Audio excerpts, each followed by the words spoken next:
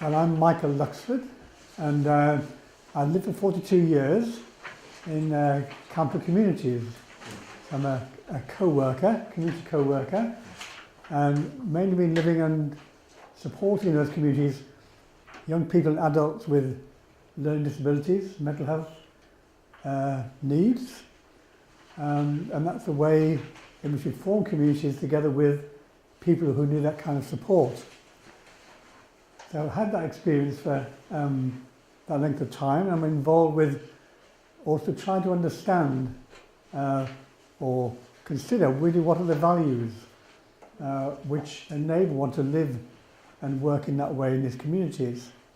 So I've done a certain amount of research about the kind of social processes, the dynamics in communities, and also what is the value of, or the the value of the ethos, or the significance of the ethos for sustaining communities.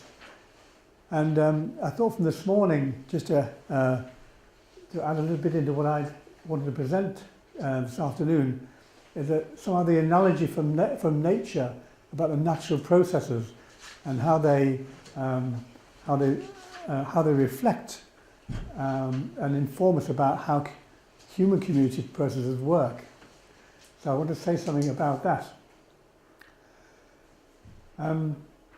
It's interesting that the Camphill communities have been in existence since around 1940, just before the Second World War, and Carl Koenig, who was the founder, actually had his inspiration to form such communities and to work with people with disabilities in 1927, and that was exactly the same time when the kibbutz movement was starting. So there are different ways in which community impulses were beginning before the Second World War, new community impulses also coming out of the Jewish community. And with what was taking place in Europe at that time, there were different strands in which communities began to be formed out of that situation, a need for social renewal at a time when, you could say, European culture was breaking apart and something new needed to be discovered. And I think out of that various impulses there, and Camphill was one of those, to try to ask the question, how do we form community, healthy community? So I've given you here, on this paper, and not on the PowerPoint, an indication, I think, of what were some of the fundamental ethical standpoints for the Camphill movement. And they derive from the work of Rudolf Steiner, the spiritual investigator and teacher, also who said a great deal about social processes. And just, I think, I put there as a star, you could say, is a social ethic, which one might say could apply to any community, because the community involves people. Community, we're talking about people who form communities together, so the individual and the community. And this ethos states that the healthy social life is found when in the mirror of each human soul, the whole community finds its reflection. And when in the community, the virtue of each one is living. So if one lives with that as an ethical approach, one might say that in any situation where we're working together as individuals, trying to form community, that is somehow fundamental. How does the ethos of that community or the purpose of the community live in me, and how does the virtue that I build up, my intentionality, inform that community and live in that community? So in a way, kind of bottom line, I would say that is something one has to consider. Always have somewhere in one's mind. Am I trying to practice that? Am I trying to make that real? And I've begun to see that because I'm a gardener, as well as other things, from the point of view of a developmental process, a kind of analogy. So if I look at the situation of the plant, you can say that we usually start off as a gardener by sowing a seed. So we take a little small seed and put it in the ground and hope that it's in the right context, in the right situation in order to grow. And somewhere we might have an idea that this plant is let's say it's a particular flower with a particular colour. So that's this characteristic. And we put that in the ground, this tiny seed, and hope in the right conditions it will become what it's meant to become. And in the plant situation, there it is lying under the soil, conditions are beautiful, just right, and it will begin to grow. It will germinate and start its growth process. So if that takes place, it takes its roots, begins its sort of early stages, and it begins a process of growth. And it's surrounded by the context that we were hearing about this morning's talk. So we have a growth process taking place, and after some time we know it reaches a point where it has reached a kind of optimal stage almost, or a stage of kind of fruition or pre-fruition, and there perhaps we might have a kind of flowering process point. Something new begins, something new appears out of the growth stage, kind of fulfillment, and then when it's completed that phase from growth almost to kind of dying away, in other words, it's completed and become what it was meant to become, the final part of that stage we might say is a kind of fruiting or seeding out process. So we could say that's a very simple way of looking at how a plant process is at work. If we look at that from the point of view of an organisation, so when an organisation starts out, you might have a project. So that's an organisation. And that organisation would go through an organisational development process. So you have the project, you have the entrepreneurial phase, you have a development phase, a growth phase. So you have a build-up, a growth phase, probably an expansion phase,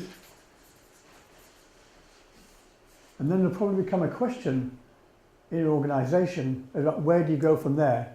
Once you've realised the idea, once you've realised your business, your project, then usually comes to a point where it's expanded and it's become, it has to ask itself, well, where do we go now?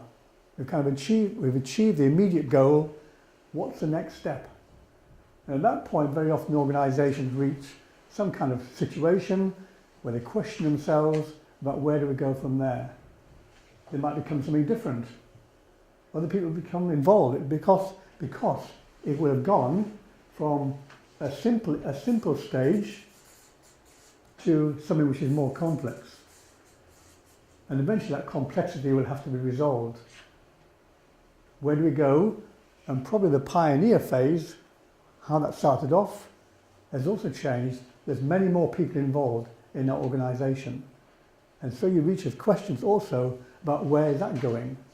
How does that seed out move on once it's reached its fruition?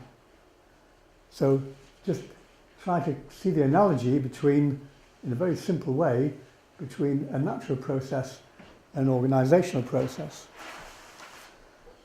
So how might that look in the community? And at the moment that's something which is, in the Camphill community, is quite a significant question. Where are we at after 72 years of activity? So we have a community with strong origins, strong ethos,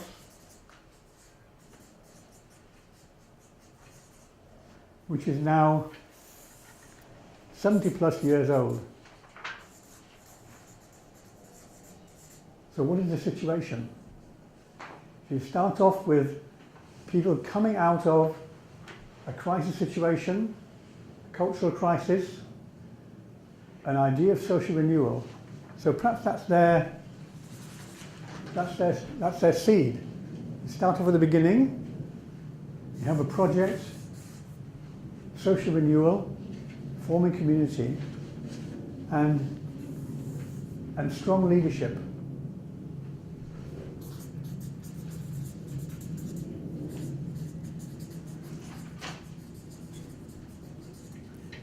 And perhaps that's how many communities begin. Probably also how Findhorn started as well, where you have strong leadership, a very clear direction, and a real will to achieve that, to do something for the world, if you like. And out of that, you take the kind of, see that situation, so you have very often a strong pioneer phase, a growth phase, an expansion phase,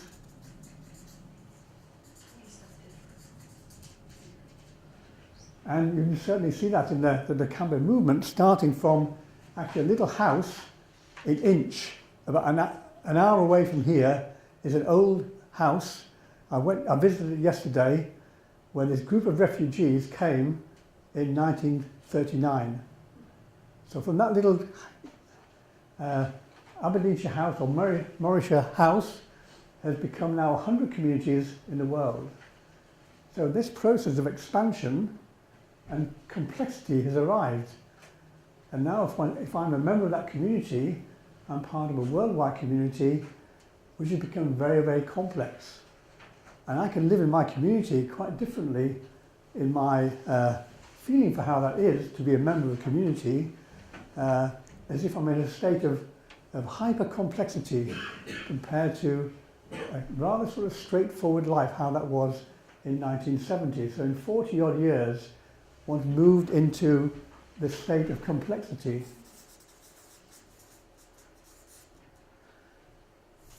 So this expansion or kind of process, I would say, also affects the community, because the community is a living being, and that, I would say that as a kind of culmination or thought, that if you have that idea that a community is a living being, then one is involved with a living process, and you can sometimes identify in the phase in the biography of a community how that living process is present and how it shows itself. So at the moment, when this question, what is the value of community, or what's the value of a Camphill community, is that you can see this process at work. You begin to see that every community, I believe, or I would imagine, if this is somehow analogous, is a living entity, each of those communities. And on this paper which I've given you there were certain principles or perhaps understandings about what impacts onto a community, or what, or how that community can best be formed. And one of those, the first one called the Fundamental Social Law, says something about how communities work together when you're actually there together, doing something together, and trying to create a healthy community. What are the processes there? And that's probably what happens in the early phases of a community. You're very much together, working together. You may have strong leadership, but you have to have that communal feeling, more of a communal sense. And perhaps that is somewhere down in this area. You might say that's the communal time. Communal time, the leadership, the vision. And then there comes a phase, and I've experienced that, and we have experienced that in Camphill communities, where out of that communal time, where it's a common effort, somehow individualism arises. Because it has also to do justice to the individual. And you have there this question about the community and the individual, and how they come to a kind of reconciliation, a healthy relationship between the individual and the community. So there's a kind of sociological law to that, that eventually out of the community, you must do justice to the individual. And at a stage beyond that, which we've also experienced recently, is that any community which forms itself and goes through that process of finding out what its spiritual purpose was. Why did we form that community? What was our reason for it? Is it kind of justified to put a line around yourself and say, well, that's our business. That's what we want to do. That's what we want to contribute by learning who we are, what was that seed? What was the purpose of it? What was the significance of it? But eventually, the purpose of that has to open up, because otherwise it will become something exclusive. And actually the purpose, if the true purpose of that is something to do with, if you like, humanity, or something of value for wider humanity, then it's something that was its purpose, to do that, to bring something to birth into the world. Then you'll realise that the whole process that one gone through over a period of time, once you got to this point, was something one was doing for the world. You might say for a wider human ecological purpose. So it wasn't just our thing, it was something that was a contribution to the world, to humanity, in that sense, in an idealistic sense, but maybe hopefully also in a practical sense, in practical detail, as to how one did that. And I think the phase at the moment is that in the analogy of the plant, is that one is in this, probably at this point, where one begins to see that where there's a certain decline taking place, or certain questions, because the complexity of communities becomes apparent, where you have to ask the same question of where now? Now we've become complex. Now we've achieved almost what we wanted to do. What happens next? And I think the image for that, or the helpful image for that, is the image of seeding. It's seeding out. And the experience at the moment is that an idealistic community reaches a point where it's no longer clear to everybody what that founding ethos was. And it can be that some communities can lose that altogether. They lose track on that. Some of them might really retain it very strongly. So you have a kind of, you might say there's a loss there, loss of the ethos. There's some who then strongly hold on to that, idealistically, and some who perhaps aren't so sure about it. They're kind of half and half. And they keep on asking our question, well, who are we? What's our purpose? So in that kind of position, maybe it's possible, it's a question, you might say, whether what's really happened is that one has actually achieved one's purpose. You brought something about as a contribution, and you find that over that time, many, many people have participated in your community. And when you look at it 70 years later on, or 50 years later on, you think those are the people, that was our community. But actually your community is much, much wider, because many people have passed through that community, and many people have taken that seed, that ethos with them. And therefore, although a community might reach a point where it might feel itself into decline, it actually isn't in decline. Because in a natural world, the plant which appears to be in decline is actually seeding into the future. And I just wanted to present that image of how one might look at a community process over time. Okay, thank you very much indeed.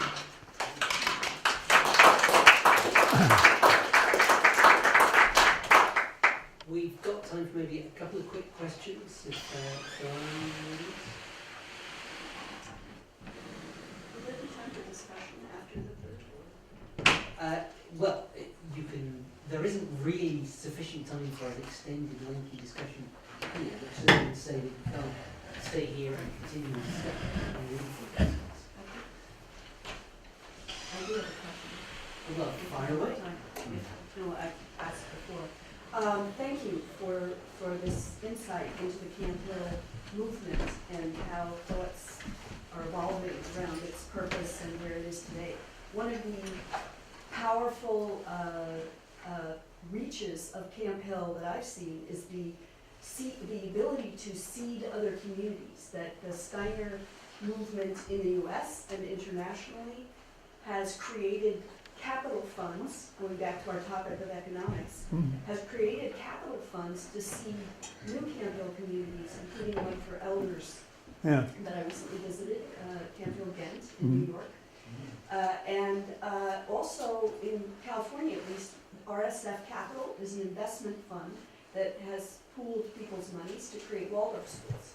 So my question is, do you think, from your unique perspective here, is there an opportunity for those capital funds to seed further and perhaps help finance co-housing and cooperative communities?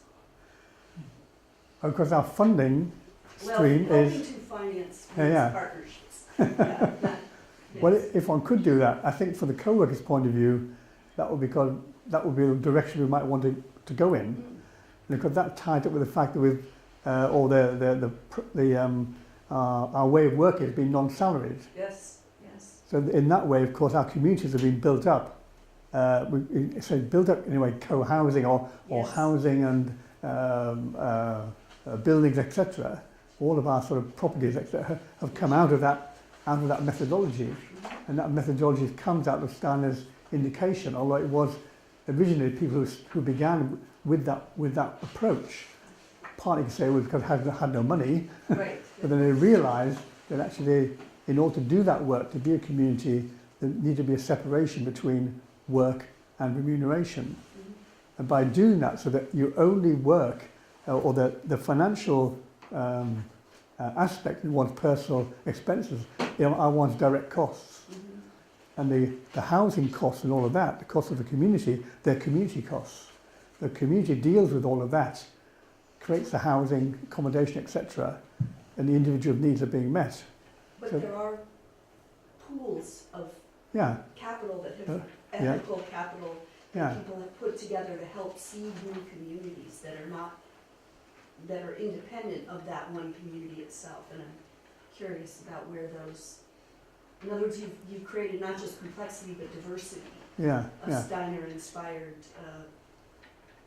whatever, organizations. Well, we had to see where those funds are available within Yes. communities to make that possible. Because of course that's not the leadership. Of course, today the leadership in our community has gone into the boards, and not necessarily the hands of the co-workers. And that's quite a situation. Where does the leadership lie in order to take such initiatives? That's one of our issues. Yeah. Okay, one question from the gentleman at the back. Yeah, it seems to me that in one sense, the seeding process you're describing began very early for Camphill in the sense that it seeded new attitudes towards people with special needs in the larger society. You know, with other initiatives, Camphill was a very early player in this complete transformation of societal attitudes towards disability. And I wonder how you see that kind of seeding the larger society in relation to the way Camphill's communal and ecological dimensions may be doing the seeding work you described. I think that in a sense that's what I'm describing as the individualisation process within community is reflected in how social care policy has developed, in recognising the rights of the individual, the choices of individuals. But because we're now in a situation where what kind of life is that? We're seeing the question, what is it like when the social structures that underpin that and support that individual and the funding for the individual, what is the social picture for that individual who may need advice, advocacy around that? So it might be a question of isolation or varying degrees of support depending on funding, etc., and social support, or the possibility that those individuals actually who've lived in communities with disabilities now themselves make the choice that they want to live in community. and they are now having become fellow co-workers, I would say. They are, in a way that what was the ideal, that one really understands that we all have despite disability, we are all integrally spiritual, have a spiritual entity, and that's where our common humanity lies. And I think that, I would say that's kind of been achieved, but it's also achieved in those individuals, that they know that themselves. And they become our co-workers, and therefore they can also advocate today for what they also, how they want to live, and in what circumstances, and they advocate to live in community.